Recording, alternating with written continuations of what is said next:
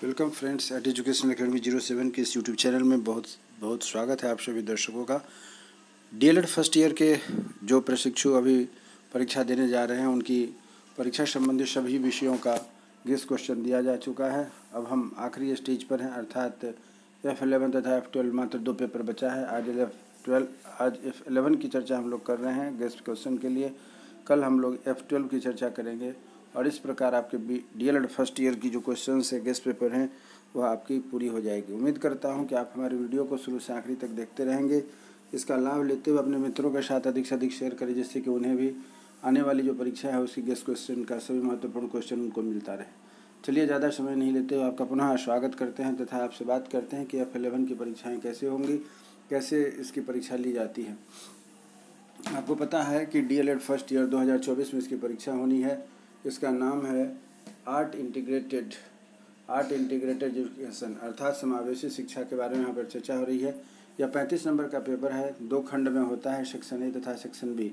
Section A 1 से लेकर के 25 तक क्वेश्चन रहेंगे, 5 प्रश्न रहेंगे, 5-5 नंबर के 25 नंबर के होते हैं तथा लास्ट के 2 क्वेश्चन जो होंगे उसमें से किसी एक प्रश्न का उत्तर देना है 6ठा और 7वां सेक्शन बी में, और उसमें से जो आप प्रश्न देते हैं उत्तर, उसमें से किसी एक प्रश्न का उत्तर देना है जो 10 नंबर का होता है। और इस प्रकार टोटल मिला करके 25, 10, 35 नंबर का यह पेपर होता है। 2 घंटे में इसका जवाब देना है। और आइए अब आगे बढ़ते हैं कि कैसे क्वेश्चन पूछे जाते हैं। इस चीज़ को आप थोड़ा ध्यान से देखिएगा कि इंटीग्रेटेड एजुकेशन अर्थात समावेशी शिक्षा के बारे में कैसे हम लोग इसका जवाब देंगे। आर्ट इंटीग्रेटेड एजुकेशन, पहला प्रश्न है कि कला से आप क्या समझते हैं। कला शिक्षा की अवधारणा को स्पष्ट करें। बच्चों के कला विकास क्रम की मुख्य अवस्था का वर्णन करें। पहला प्रश्न है कला से आप क्या समझते हैं। कला शिक्षा की अवधारणा को स्पष्ट करें। बच्चों के कला विकास क्रम की मुख्य अवस्थाओं के वर्णन करें। प्रश्न संख्या 2 कहा जाता है कि दृश्य कला से आप क्या समझते हैं। दृश्य कला से आप क्या समझते हैं। शिक्षा में दृश्य कला क्यों आवश्यक है। दृश्य कलाओं के विविध प्रकारों का उदाहरण सहित वर्णन करें। प्रश्न संख्या 3 कहा जाता है कि बच्चों को सिखाने में प्रदर्शन कला के किन किन तरीकों का प्रयोग किया जा सकता है। प्रारंभिक कक्षाओं में कला का उपयोग करने के लिए आप क्या क्या करेंगे। क्वेश्चन नंबर 3 है, फिर से सुनिएगा, बच्चों को सिखाने के में प्रदर्शन कला के किन किन तरीकों का प्रयोग किया जा सकता है। प्रारंभिक कक्षाओं में कला का उपयोग करने के लिए आप क्या क्या करेंगे। चौथा प्रश्न है कि प्रदर्शन कला के 2 तत्वों का उल्लेख करते हुए उनके महत्व को समझाइए। किसी कहानी को नाटक के रूप में मंचन करने से बच्चों में भावात्मक विकास होता है, इसकी व्याख्या करें। चौथा प्रश्न है कि प्रदर्शन कला के 2 तत्वों का उल्लेख करते हुए उनके महत्व को समझाइए। किसी कहानी को नाटक रूप में मंचन करने से बच्चों में भावात्मक विकास होता है, इसकी व्याख्या करिए। प्रश्न संख्या 5 है कि सीखने की योजना बनाते समय गतिविधियों में कला को जोड़ने के लिए आप किन किन बातों पर ध्यान देंगे।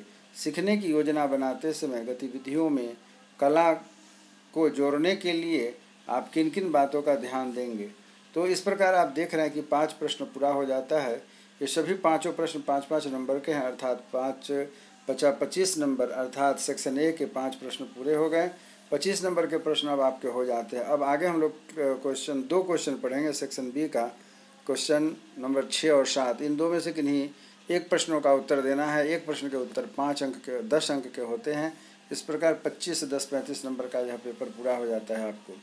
छठा प्रश्न कहा जाता है कि विद्यालय को बाल सुगम बनाने में कला शिक्षा की क्या भूमिका है। कला शिक्षा में मूल्यांकन के विभिन्न उपागम एवं तकनीकी क्या हैं। विद्यालय को बाल सुगम बनाने में कला शिक्षा की क्या भूमिका है।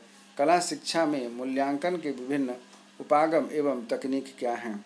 तथा क्वेश्चन नंबर 7 है टिप्पणी लिखना के लिए। नंबर 1 है शिक्षा में रंगमंच। नंबर ख है बिहार के लोक संगीत। कॉलेज। घ संप्रेषण कौशल। अंग गायन और नृत्य। Rating scale. 6 है बच्चों का पोर्टफोलियो। तो इस प्रकार आप देख रहे हैं कि कुल मिलाकर 35 नंबर का प्रश्न आपका पूरा हो जाता है। इन 35 नंबर के जो प्रश्न आपको पूछे गए आप इसको अच्छे से तैयारी करके जाएं तथा अपने मित्रों के साथ इसे अधिक से अधिक शेयर करें, जिससे कि वह भी प्रैक्टिस करके अपनी तैयारी को पूरा कर सके। उम्मीद करता हूं कि यह जो आपको 35 नंबर का प्रश्न दिया गया है वह आपको समझ में आया होगा, आपकी तैयारी अच्छी हो जाएगी, जिससे कि परीक्षा अच्छा जा सकेगा।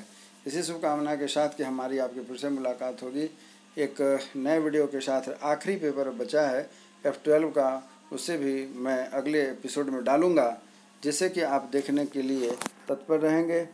आप हमारे साथ जुड़े रहें, इसके लिए बहुत बहुत धन्यवाद। हमारी आपकी फिर से मुलाकात होगी एक नए टॉपिक पर, नए विषय को लेकर के। तब तक के लिए नमस्कार, जय हिंद।